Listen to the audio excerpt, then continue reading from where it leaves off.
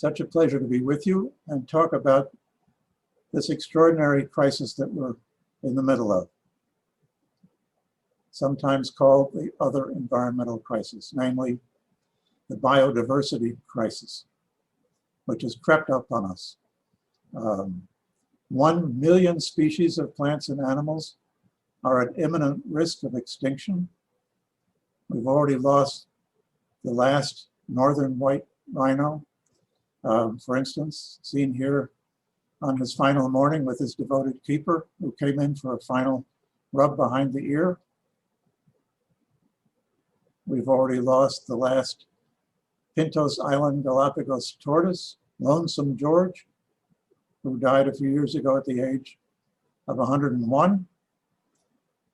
We've now had to coin a dismal new word, an endling. An endling is the very last of its species, meaning there will be no more ever again.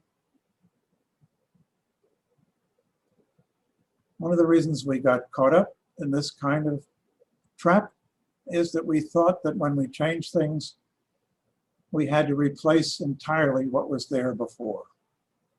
This is a painting that in 1872 was wildly famous. It's called American Progress, and it shows this young woman, American Progress, with golden tresses and not very many clothes on, drifting across the continent from east to west, trailing behind her telegraph wires and bringing with her railroads, stagecoaches, covered wagons. Retreating before her in dismay are Native Americans, bison herds, and a snarling bear, all to no avail. I like trains myself, written books about them, but I don't see why we have to think in terms of one thing or another. That was the trap we got caught up in. Fortunately, as Larry's just been telling you, and Larry's biography, by the way, of Benton MacKaye is a superb achievement. If you haven't read it, please go out and read it right away. Benton MacKaye began thinking bigger over 100 years ago. As Larry said, he first published the Appalachian Trail idea 100 years ago this year in 1921, but the inkling of it came to him, he said, the year he graduated college in 1900, bushwhacked his way with a friend up to the top of Stratton Mountain in the Green Mountains of Vermont, shinnied up the tallest tree he could find, and swaying from the top, looked out and felt that he was part of a single landscape that stretched from Maine to Georgia, all the way down the Appalachian Trail chain of mountains, what he later called a planetary feeling. And as Larry said, that idea caught fire, even though it was published in an obscure journal, and within 12 years, the trail had come into being.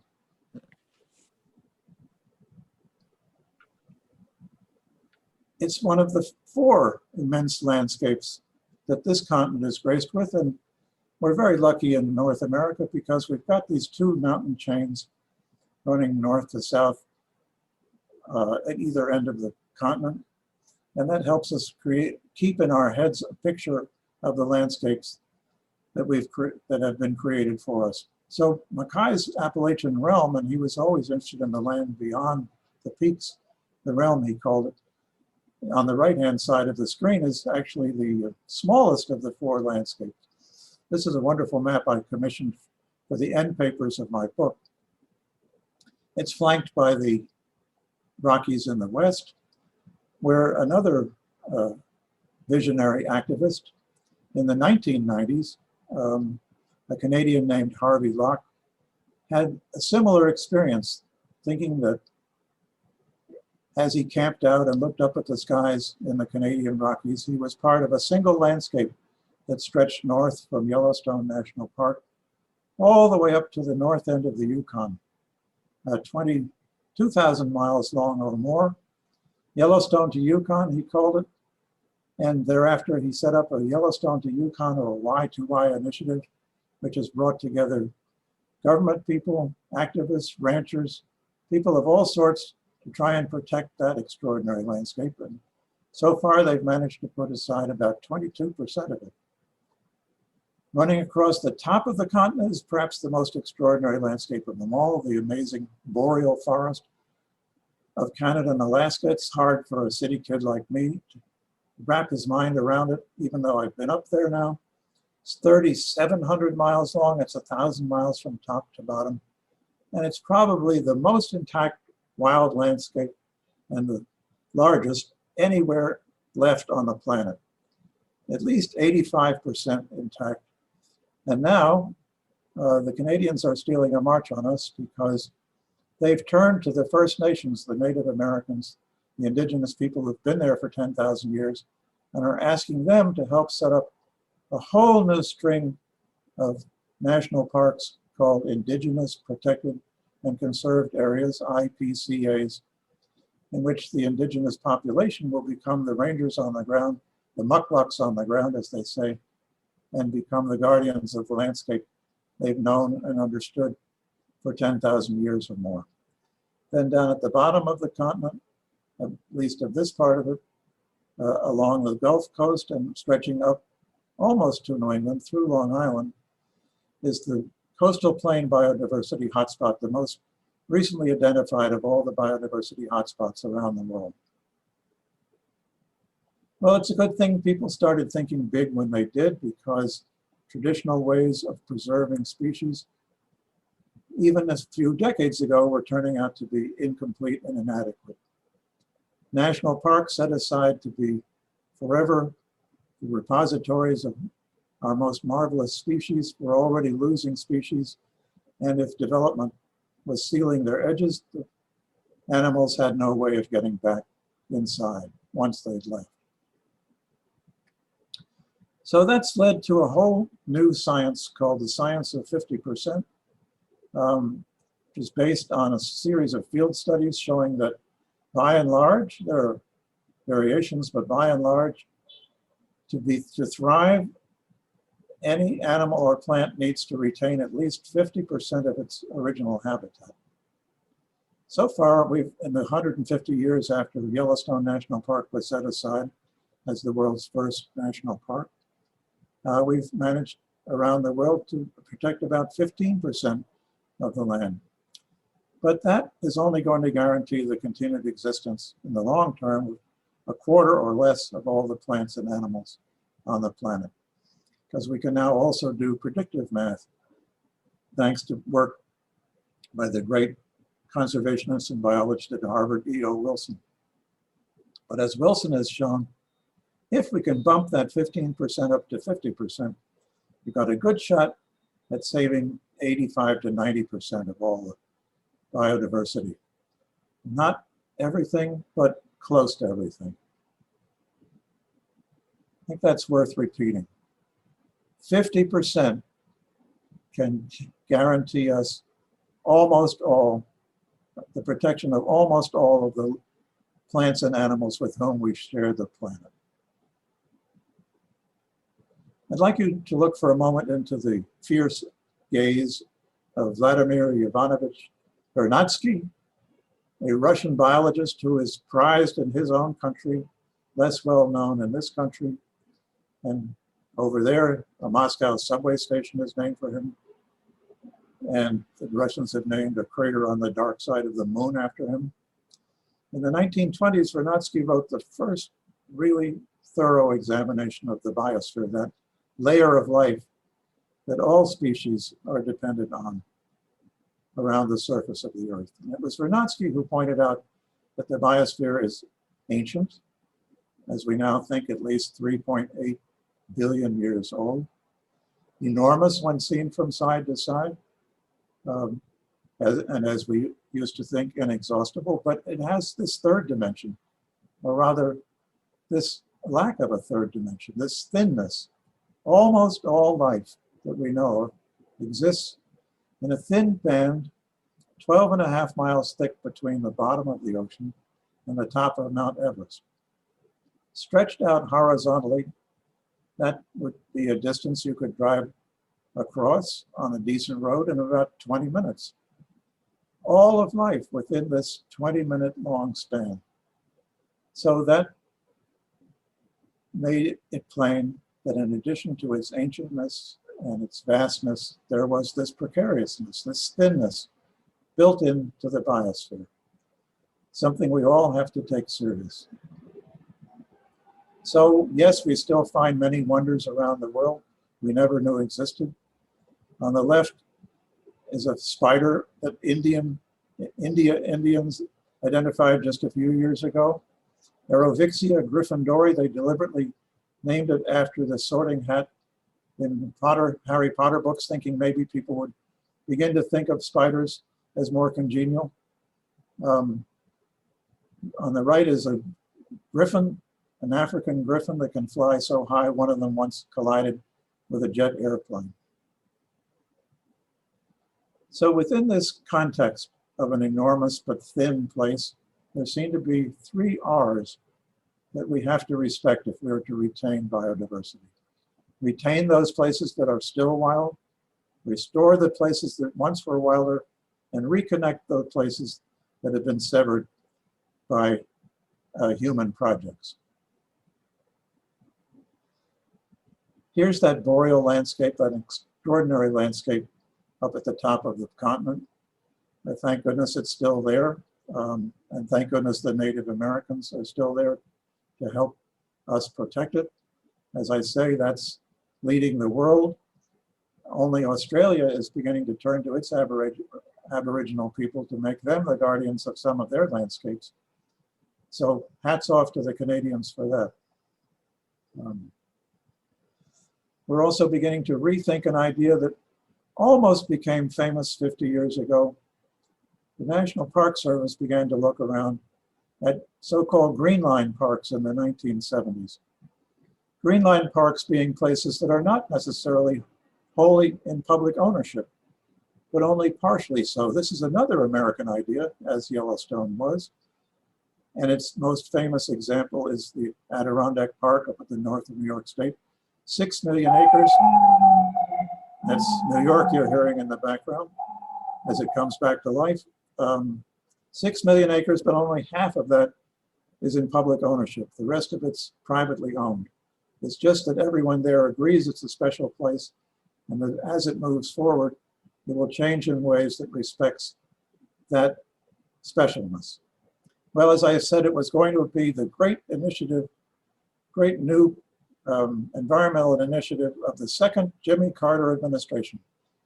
But there never was a second Jimmy Carter administration, as you may remember. And after that, the idea got put back on the shelf, but now it's coming back into force. And already the Delmarva Peninsula, namely that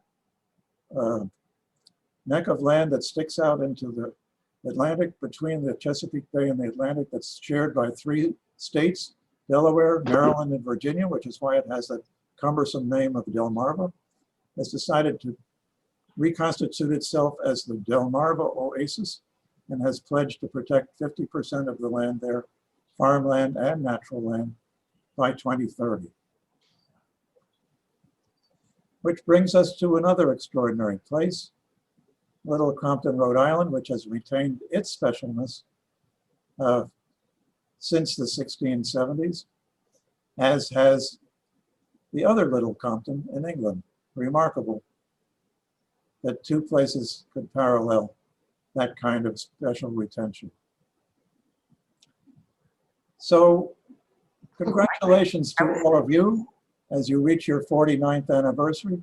Who's talking? Done so much to retain the specialness of this place, and I must say I'm indebted to Bart Brownell for some of these photographs. There's another one that came from the Nature Conservancy, and I'm also going to be showing some of the extraordinary simulations that Peter Flinker, landscape architect, has put together. So pat yourselves on the back. I join in applauding you. There's Briggs Marsh. There's the coast and the salt ponds. So much has happened since you came into being in 1972 to keep this specialness special. When you came into being, and here of course are the famous fields and stone walls near the water, only 1% of the town was preserved.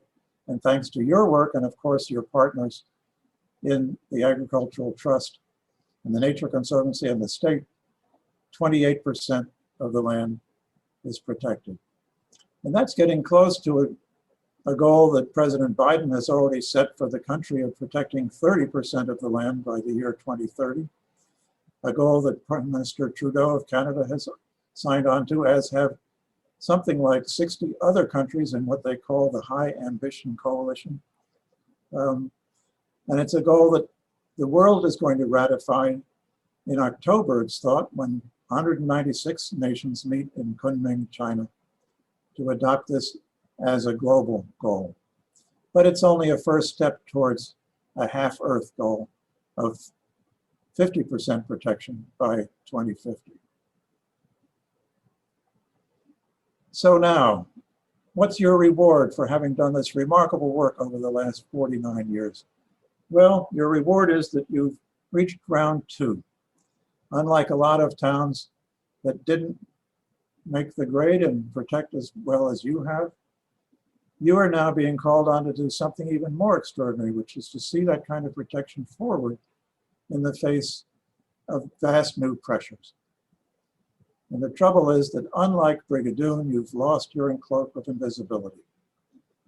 In the 17th and early 18th century, Little Compton could be tucked away in the southwest corner of the Plymouth plantation. After that, it could be tucked away in the southeast corner of Rhode Island. But now you've been discovered, for better or for worse. You've been discovered by global forces like sea level rise, threatening you on the south and the west. You've been discovered by people flocking to you as a place of serenity and making it almost impossible for you to house your own citizens. And you've been discovered by the global forces we've been talking about, the biodiversity crisis, which is telling us we must protect as much land as possible to keep everything alive. Well, I got 2 suggestions, and let's get the most preposterous one out of the way so we can get on to the other one. And that is, celebrate what you've got and go public. Instead of tucking yourself away, make common cause with your neighbors to the north in Tiverton and your neighbors to the east in Westport and Dartmouth, and create a bi-state New England Green Line Park. Even though I'm not sure that this land south of I-95, I-195 even has a name at this point. But it is a special place, anchored by Little Compton, but also special in the other 3 towns, the one north and the 2 across the state line.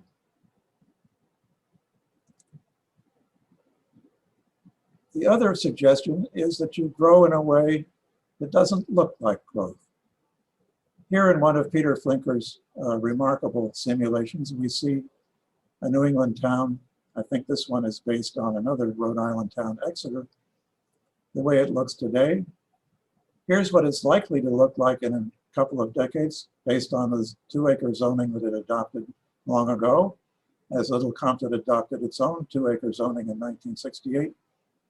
And here's the way it could look if that same growth were put together in a way that keeps the specialness of the place and protects it.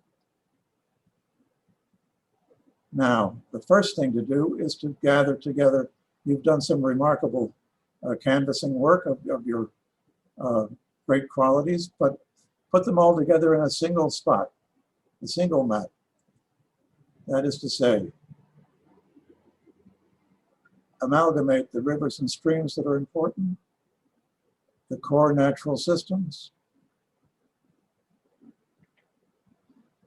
other natural resources like the woodlands, the working landscapes, the great farms, the historic roads and villages, the historic farms, and the trails and greenways. With that as an amalgamated network of lands and waters, you know what needs to be protected, what must be protected, and you can grow in the other places, like this. And of course, if you get around to it, there's another way of securing that, and that's by transferring development rights from the places that must be saved to the places that can be developed.